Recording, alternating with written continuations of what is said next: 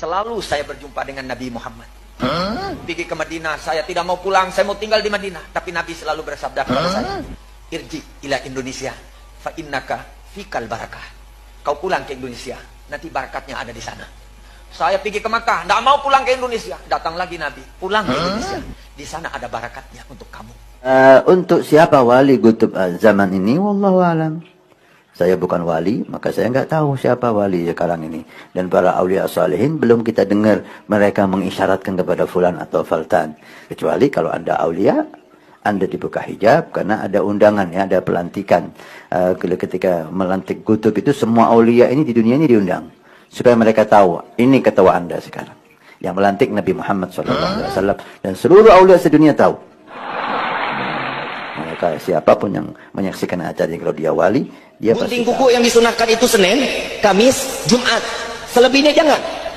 Orang yang potong kuku di hari Selasa akan dimiskinkan oleh Allah. Orang yang potong kuku di hari Rebo punya penyakit nggak bakal sembuh. Orang yang potong kuku di hari Sabtu jodohnya dijauhkan oleh Allah. Orang yang potong kuku di hari Minggu tidak akan pernah mendapatkan rahmat dari Allah. Lu potong kuku kapan lu? PA. Potong kuku Senin, Kamis, motongnya di mana? Teras rumah. Keluar dari rumah. Kenapa? Orang yang potong kuku di dalam rumah rezekinya bakal diseretin sama Allah. Maula Dawila mengatakan, wahai anak-anakku, aku kepingin tahu sudah nyampe mana kamu itu. Coba ayo, coba terbang satu-satu. Disuruh terbang satu-satu. Terbang satu-satu. Terus, tinggal yang paling kecil kalau nggak salah Habib Abdurrahman Segaf. Diri Abdurrahman, terbang. Gal marhaba. Takut anu bang. Terbang ditembus sampai atap rumahnya ditembus jebol. Dus. Kemudian kata Habib Muhammad Maulana ngerusak gitu. Turun. Tapi ya nggak ngomong ngerusak nih, nggak tambahan dari saya. Dus ditembus kemudian turun cukup ngerusak atap kami. Kemudian kata Habib Abdurrahman Segaf, demi Allah kalau aku nggak dipanggil sama abahku, langit itu aku tembus. Itu Habib Abdurrahman itu. Allah Habib Abdurrahman Segaf. Itu bajunya Habib Abdurrahman Segaf kalau dibuka, ditaruh centelan, bajunya itu dari bajunya itu keluar suara dikit. Allah. Dari bajunya. Tasbih, beliau punya tasbih. Tasbihnya kalau ditaruh, tasbihnya jalan. Tak. Dikira sama diisi tasbih masih dipakai. Hati-hatilah ente. Rijal Ghaib itu wali. Rijal Ghaib itu langsung di baiat Nabi Khidir.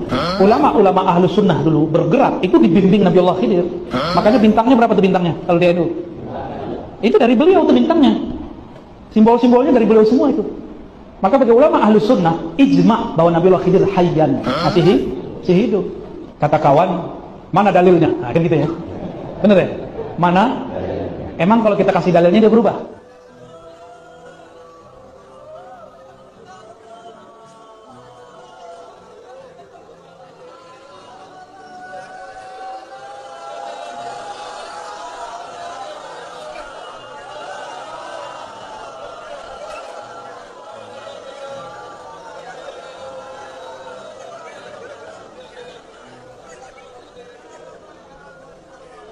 حسن مني أن أمسك عنة الكلام في هذا المقام وأقرأ السلام على سيد الأنام. السلام عليك أيها النبي ورحمة الله وبركاته. السلام عليك أيها النبي ورحمة الله وبركاته. السلام عليك أيها النبي ورحمة الله وبركاته. Tadi dikatakan oleh Guru Syekh Razi, orang yang pernah melihatku atau melihat orang yang pernah melihatku sampai habis nafas terakhir beliau, sampai habis nafas Imam Ali Al-Habsyi, beliau mengatakan orang seperti ini yaitu melihatku, melihat orang yang melihatku itu insya Allah akan berada di dalam surga. Karena ini tentang niat disebutkan oleh Syekh Al-Habib Umar tentang niat menghafalkan Quran. Dulu beliau mewasiatkan kepada thalabatul ilm niat hafalin Al-Quran.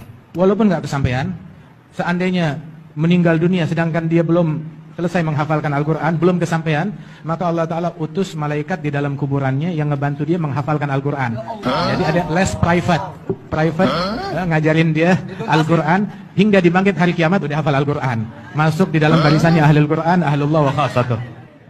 Berapa lama kira-kira Habib Muhammad bin Idris itu menetap di Surabaya?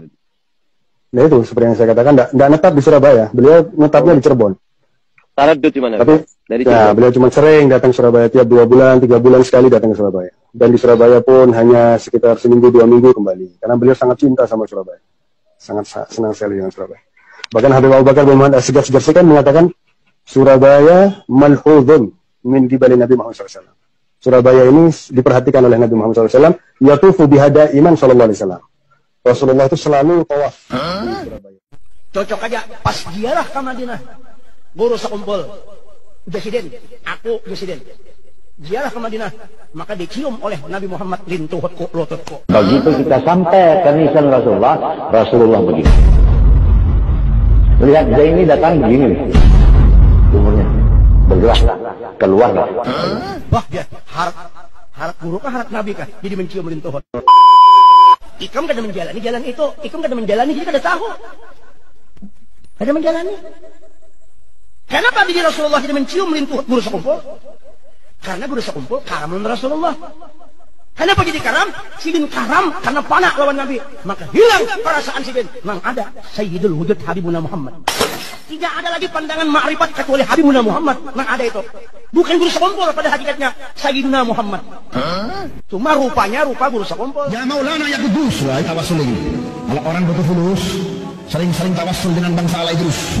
Ya Maulana ya Kudus sahil alaina al-fulus. Dijahi Habib Abdullah ala Idrus. Tawasul sama ala Idrus. Habib Umar Radmi juga. Ya. Mereka itu tawasul seperti itu tuh dipakai doa. Kalau orang yang nggak ngerti, dibilang apa? Syirik. Oh, wae jaluk kayak gini. Syirik ini, loh, untuk syirik ini tidak paham. Ya, ini tawasul dengan orang soleh. Kalau kita doa langsung dikabul, tapi pending, lemot, ya lelet. Jaringannya apa? Lelet. Karena kenapa? Dosanya apa? Banyak. Tapi kalau kita tawasul dengan orang soleh, menyebut nama orang soleh, maka doa kita insya Allah tembus 7 lapis langit langsung dikabulkan oleh Allah Subhanahu wa Ta'ala. Makanya kalau lagi kesusahan duit, kesusahan fulus, banyak tawasul dengan al-bangsa ala Idrus. Ya Maulana, ya Kudus. Ayo diikuti. Ya Maulana, ya Kudus. Sahil alaina fulus. Ummah tuan-tuan, alhamdulillah. Mudah-mudahan Bapak Zul boleh sapa dengan selamat. Dah, sehingga ulama tarim kata orang boleh sapa tarim ni wali tuan-tuan. Wali. Sehingga disebut oleh ulama tarim ta'addab bi tarim walau bi kalbi tarim, auliya min auliyaillah. Beradablah kamu dengan anjing di kota tarim. Karena anjing itu adalah wali daripada para wali Allah Taala. Kalau anjing pun wali bagaimana orang tuan-tuan? Nak ayat tinggi ni akhlak di kota tarim. Nah, maka karena dia menunjukkan membuka sedikit tabir sifat Allah, sifatul hayat, dia ambil tanah ditiup kan? Karena dia sudah jadi hayatnya Allah. Jadi hayatnya Isa itu hayatullah. Tinggal dia kun kan, jadi burung. Jadi burung. Iya. Yang mati jadi hidup lagi. Saya pernah praktekin itu, Pak. Ada kucing mau mati, udah sakarat, begitu begini. Saya bilang, ya Allah, kalau Nabi Isa bisa digituin, masa umat Nabi Muhammad gak bisa? Saya ngerti metodologinya ya Allah, tapi saya nggak tahu prakteknya. Sekarang saya mau coba. Hidup Pak langsung. Tapi nggak berani lagi, bis itu ketakutan saya bis itu. Takut suul adab, takut disembah orang gitu. Wajar kemudian Nabi Isa itu disembah, itu wajar. Karena yang kelihatan oleh mereka bukan Isa. Jadi kalau orang tuh nyembah Nabi Isa yang kelihatan sifat Allah, dia muwahhid. Dia dihisapnya aman. Dulu Mekah, Ka'bah itu, Mekah itu ulamanya penuh dengan orang Indonesia. Jangan remeh Kiai Indonesia. Ulama Indonesia dulu tuh mulai dari Syekh Yasin Al-Fadani, wong Padang. Al-Fadani ku Padang. Gelarnya Musnidul Alam, yang pegang sanad hadis seluruh dunia. Wong sak dunya iki lek takon hadis minta sanadnya kepada beliau. Termasuk Syekh Muhammad bin Alwi Al-Maliki ngambil hadis dari beliau, termasuk guru saya Habib Umar ngambil hadis dari beliau. Wong Indonesia, wong Padang. Kemuliaannya Imam Syekh Abu Bakar bin Salim, orang yang hidup di zamannya semua dosanya diampuni oleh Allah. Indah. Kita nggak hidup di zaman Syekh Abu Bakar bin Salim, tapi mudah-mudahan berharap kita memperingati haulnya, kita juga dosa kita diampuni oleh Allah Subhanahu wa Ta'ala. Bahkan sampai disebutkan yang hidup di zaman Syekh Abu Bakar bin Salim tidak akan dihisab oleh Allah Subhanahu wa Ta'ala. Kalau dulu Imam Ahmad Rifai ketika dia ziarah ke makam Rasulullah sallallahu alaihi wasallam disaksikan dengan 12.000 orang rombongan beliau, lantas di hadapan pusara Nabi Muhammad dia berkata, "Saya jauh di kampung saya, tiap hari saya hanya mengirim ruh cinta saya kepada engkau, mencium tanah ini. Sekarang jasad sudah hadir, berjumpa dengan jasad, ulurkan tanganmu agar bisa aku cium langsung." Maka itu 12.000 orang menyaksikan tangan keluar dari kuburannya Rasulullah dicium oleh Imam Ahmad Rifai radhiyallahu anhu arbah, dengan disaksikan 12.000 orang yang hadir radhiyallahu anhum ajma'in. Mereka antara mereka dengan Rasulullah nggak ada hijab. Jadi jangan tertipu dengan hal-hal yang seperti ini, berbahaya. Secara individu saya berbicara. Saya tidak bicara masalah kelompok, secara individu saya mengatakan hati-hati teman-teman dengan godaan syaitan yang seperti ini sehingga akhirnya menyesatkan kita dari jalan Allah.